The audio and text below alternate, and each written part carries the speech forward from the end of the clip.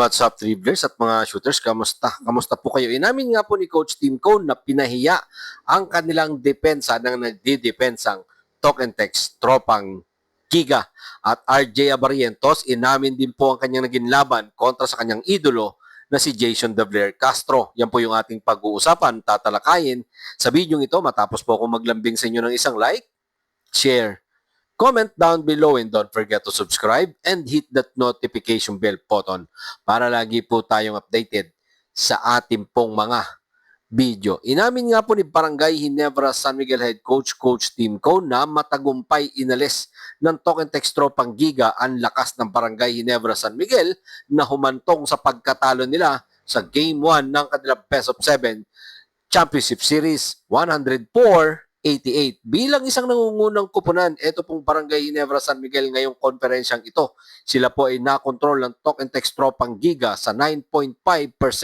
mula sa 3-point shooting. Sobrang baba ng shooting percentage ng mga player ng Barangay Ginebra San Miguel. Kahit ako ang mag-coach dito, talaga namang sobrang madidismaya talaga.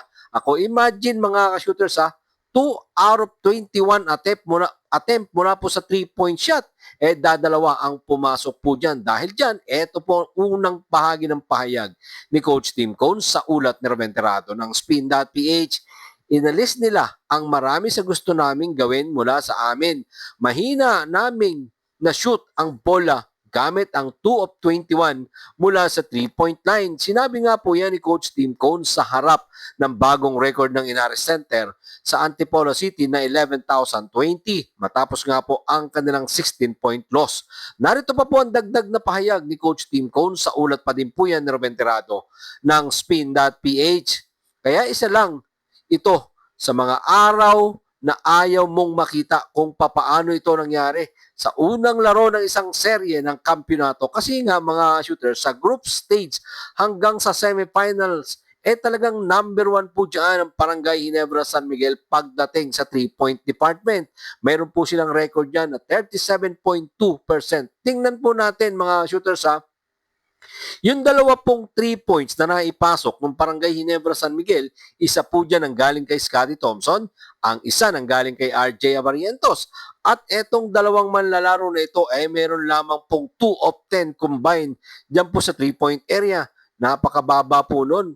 At eto pa, yung kanilang import na si Justin Brownlee hindi nakakonekta ng kahit isang 3 points dahil mayroon po siyang 0 of 2 diyan din po sa 3-point area. Ito din si Maverick Ahamisi at si Stephen Holtz ay 0 of 3 mula din po sa area yan mga shooters.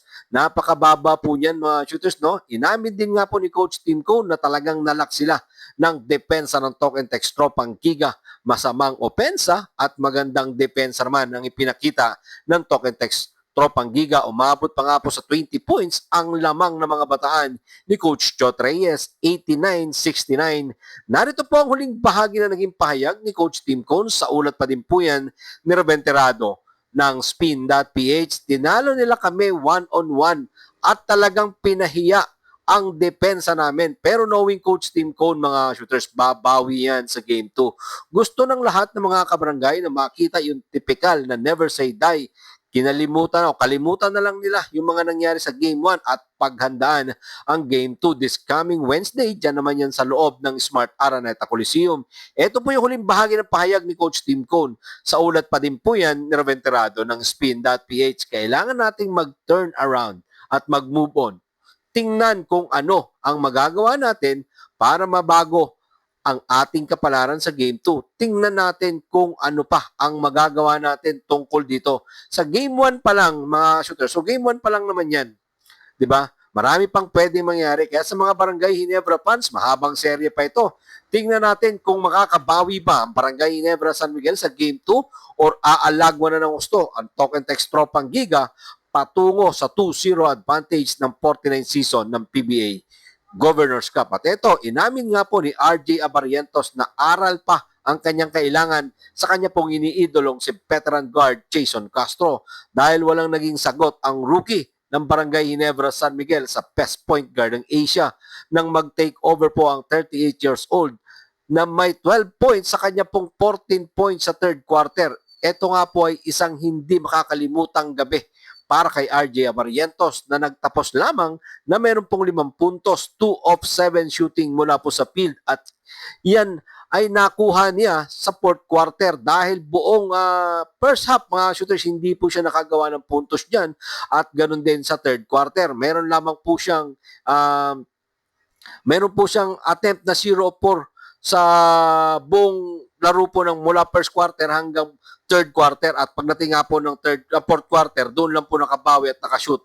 Ito pong rookie na si RJ Abarientos. Dahil dyan, narito po si RJ Abarientos sa ulat ni Jan Ballesteros ng One Sports. Pinakita ni Kuya Jason kung sino talaga yung Jason Castro na iniidolo ko. Nakita nyo naman kung papaano niya ako atakihin kanina. Nagulat ang isang RJ Abarientos sa pilis ni Jason Castro at ang pagbabago ng kanyang galawan. Yung aral ni RJ Abarientos dito, kailangan talaga niyang matutunan kung papaano ang kanyang ginagalaw ng kanya pong idolo. Narito pa po si RJ Abarientos. Sa ulat pa din po yan ni Jan Ballesteros ng One Sports. Yung pacing, yung bagal, yung pilis niya at kung papaano niya nagagawa yon. Yung sa age niyang yon, marami pa akong kakaining bigas, marami pa akong kulang. Pero nakikita ko naman na yung Jason Castro na kailangang higitan or kailangang tapatan ng isang RJ Abarientos. At nangako naman ng isang RJ Abarientos na babalik sila sa Game 2. Narito po ang huling bahagi ng pahayag ni RJ Abarientos sa ulat pa din po yan ni Jan Ballesteros ng One Sports. Sabi ko nga kanina, kailangan ko lang din basahin or panoorin yung viewing and learn from it. Hands off kay Kuya Jason. Sobrang galing talaga at sobrang bilis. Basketball, mga shooters, no? Basketball yan. Tingnan po natin kung ano ang mangyayari pa dito sa labanan ni Jason Castro. May ganun talaga. May nananalo. Ika nga niya, may nananalo at may natatalo. Titingnan natin again, mga shooters. Aalagwa na nga ba mga tropa ni Coach Tim Cone? O makakabawi nga ba ang mga tropa ni Coach Tim Cone or aalagwa ba ang mga bataan ni Coach Chot Reyes? Babawi ba sa Game 2? Yan po yung ating sabay-sabay na titingnan this coming Wednesday dyan sa loob ng Smart Araneta Coliseum. Maraming salamat po sa inyong panonood. Naman po ang inyong maging opinion. Pag-usapan po natin yan dyan sa comment section. Ingat and God bless everyone. Adjourn!